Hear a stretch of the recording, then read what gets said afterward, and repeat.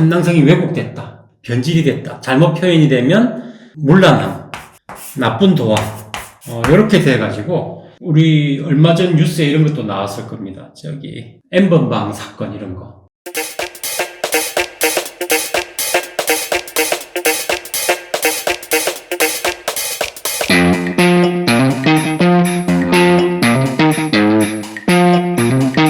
안녕하십니까. 저번 시간에 말씀드린 대형공 풍수, 오늘은 대형공 풍수의 실제적인 이용에 있어서 어떤 도구들이 활용되는가, 여기에 대해서 설명을 드리려고 합니다. 대형공 풍수는 앞서 말씀드린 것 같이 1에서 9까지 있는 숫자를 활용해서 기lum을 판단을 하는 기초로 삼습니다. 자, 1에서 왜 9냐? 원래는 아시다시피 북두칠성,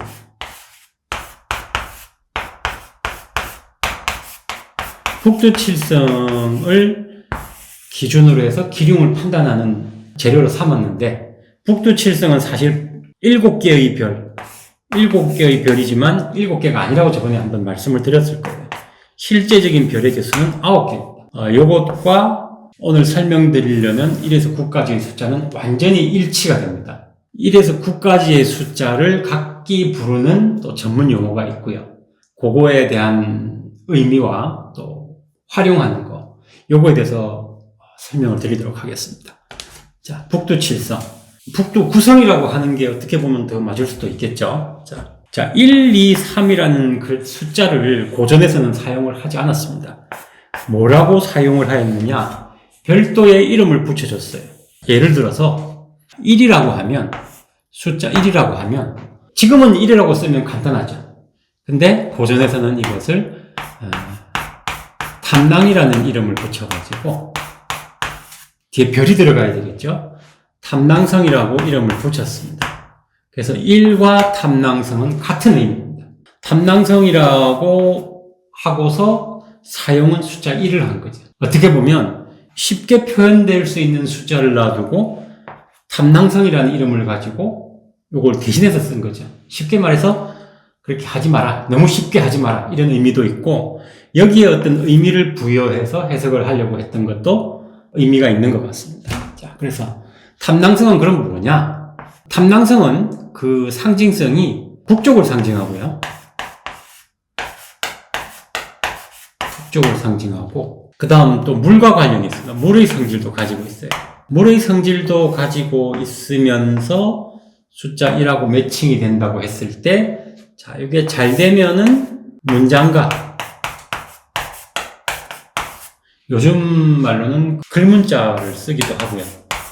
소설 혹은 작가, 문과 관련, 벼슬, 이런 의미도 같이 가지고 가고요. 만약 이게 잘못 탐낭성이 왜곡됐다, 변질이 됐다, 잘못 표현이 되면 문란함, 나쁜 도화, 이렇게 돼가지고 우리 얼마 전 뉴스에 이런 것도 나왔을 겁니다. 저기 N번방 사건 이런 거, 아동 성착취 이런 것과 관련된 건데, 요게 잘못 작용했을 때, 탐낭성이 안 좋은 쪽으로 작용을 했을 때 이런 현상들이 생기죠. 그래서 요거는 길할 때, 여기는 흉할 때 이런 작용을 같이 가지고 있고, 그 하나 유추되는 상징성이 바로 이 물이라는 작용에서 이렇게 연결이 되는 겁니다. 그 다음 또 뭐가 있느냐?